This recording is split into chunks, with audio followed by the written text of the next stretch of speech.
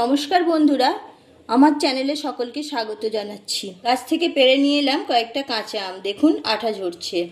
আজকে আমি কিভাবে কাঁচা আম সংরক্ষণ করে রাখা যায় সারা বছরের জন্য সেটা আপনাদের সঙ্গে শেয়ার করছি। তো আম নিয়ে চলে এসেছি। আমগুলো দেখতেই পাচ্ছেন আঠা ঝরছে। আমগুলো খুব ভালোভাবে ধুয়ে নেব।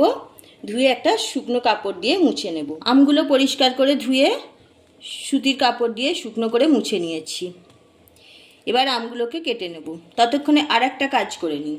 একটা সসপ্যান বসিয়ে সসপ্যানে কিছুটা জল দিয়ে দিয়েছি। জলটা আমি 5 মিনিটের জন্য ফুটিয়ে নিচ্ছি। জলটা খুব ভালোভাবে ফুটিয়ে নিয়েছি।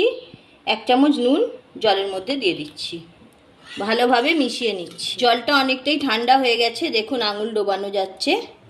এই সময় আমি একটা কাঁচের বয়াম নিয়েছি। কাঁচের বয়ামের মধ্যে খানিকটা জল দিয়ে দিচ্ছি। এবার কেটে রাখা আমগুলো কাঁচের বয়ামের মধ্যে দিয়ে দিচ্ছি। আমগুলো এইভাবে কাঁচের বয়ামে সাজিয়ে দিচ্ছি। এইভাবে কাঁচা আমের কচকচে ভাব যদি সারা বছর পেতে চান তো আমার মতো কাঁচের বয়ামে সংরক্ষণ করুন।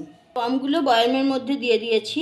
দেখুন এবার দিয়ে দেব ভিনিগার। 2 চামচ ভিনিগার দিয়ে দিচ্ছি। ভিনিগারটা দিলে আমটা সারা বছর ভালো থাকবে। আরও কিছুটা জল দিয়ে দিচ্ছি। এইভাবে সারা বছর রেখে দেবো ঢাকনা এঁটে। এবার নর্মাল টেম্পারেচারে রেখে দেবো। আপনারা চাইলে ফ্রিজেও রাখতে পারেন, কিন্তু আমি ফ্রিজে রাখবো না, আমি নর্মাল টেম্পারেচারেই রাখবো। এইভাবে রেখে দিলে আম যখন ইচ্ছা খেতে পারবেন, কচকচে ভাবটা থাকবে। ভুলেও কিন্তু রোদ্দুরে দেবেন না। ভালো লাগলে লাইক, শেয়ার, কমেন্ট করবেন। অবশ্যই আমার চ্যানেলটা সাবস্ক্রাইব করবেন।